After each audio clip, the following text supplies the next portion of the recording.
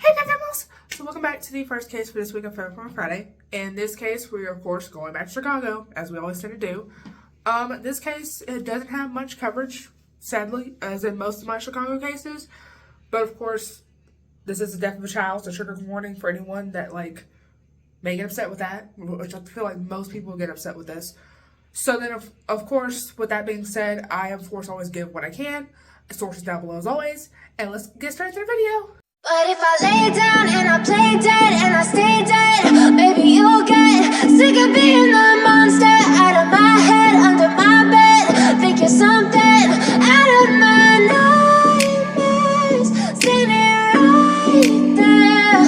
But if I lay down and I play dead and I stay dead, then will you get bored of killing me? So start with our killer, Alyssa. That's her name. Alyssa, she's estimated to be born sometime in 1988. I didn't get an exact date of birth. She has a son named Manuel, who is the subject of the story, sadly. He was born sometime in 2012. I don't have a date of birth for him either. And so the same year Manuel, or Manny, so we're going to call him Manny because that was like his nickname. The same year Manny's born, he and his siblings are placed into foster homes because of allegations of abuse, obviously. And the siblings were like 6, 8, and 10. And at the time this crime happened, they were like premature newborn twins. So obviously they were in the picture because the crime doesn't even happen until like 2016. But we'll get to that in a minute. And so Alyssa, of course, is sentenced to 18 months probation for endangering the life of a child. In 2015, she would get her kids back, including Manny. And so she got him back after complying with requests and attending parenting class, which usually is the typical thing you have to do if you want your kids back. For some reason, we don't know why she singled Manny out, but she was singled Manny out by putting him in a room by himself, and he was stuck in that room with his own feces because he was left naked, and obviously you can't go to the bathroom, and he's gonna have to use the bathroom eventually because he's human, so he would use the bathroom in the room. And so, of course, with many cases like this, he was obviously starving and was even beaten if he asked to be released, which he did often because, well, he's a child, he doesn't like the situation. So then on the fateful day of August 2nd, 2016, Alyssa finds Manny dead. And Manny had been dead for about 4 days. So then she has one of her other 5 children, doesn't say which one it is or how old the child was, check for a pulse. Obviously there's no pulse because at this point he'd been dead for like 4 days. And so then, of course, she put him in the shower to resuscitate him, thinking maybe it'll bring him back. So then she goes and gets her boyfriend, who's like 17. At the time, I think she's like in her mid-20s, so she's over day like a whole ass minor.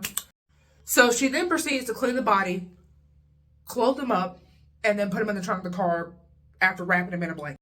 Of course, she attempted to dispose of the smell with tree-shaped air freshener. You know, it's how you put in your car, so your car doesn't smell bad.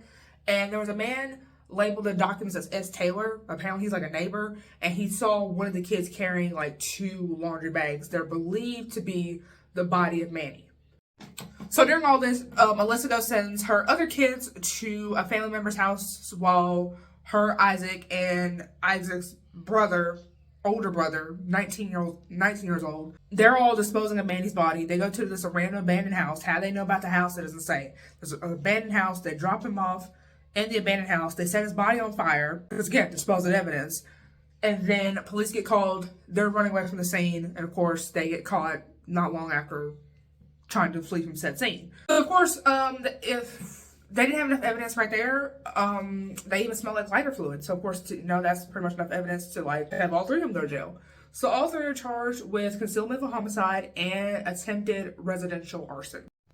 So, of course, Alyssa gets put on $2 million bail. Isaac gets put on $1 million bail. And, the brother Christian, so there's an older brother Christian that she's dating Isaac. So Christian gets $1 million bail, and because Isaac, remember, still a minor, he gets put in juvenile detention. So then, of course, she is eventually asked why she did it, and she confessed, I did it because if I got Manny medical assistance, y'all gonna take my other kids away like they did earlier. In 2018, her charges were updated to first-degree murder. She currently has no bail. And her latest trial date hearing was 2 weeks ago. So, July 13th of this year. And the death happened in 2016. So, we're going to see how that goes. I have not seen anything about her yet. I haven't even seen what's going to happen to them. Isaac, because he's a minor, I think he's going to stay in juvenile detention for a little bit. Christian, I think he just disposed of a body, so he might get off light, because, you know, these killers do usually get off light, even if it is the death of a child. And so with that being said, if I see anything, I'll let you guys know. I might not see anything, but, you know, not the judge here. So, with that being said, I'll see you fellas on the next one. Bye. So if I play dead, will you regret everything that you did, that you said? I don't think you understand what you're doing, and my heart's black and blue from the bruising. I feel like when I'm with you I'm losing.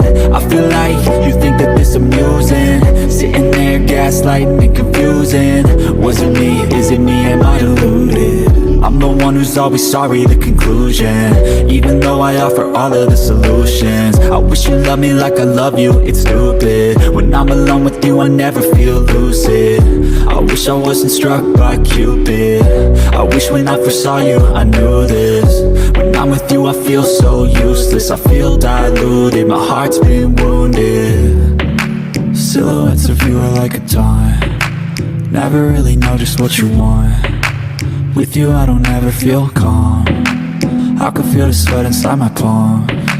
Play with me like cats.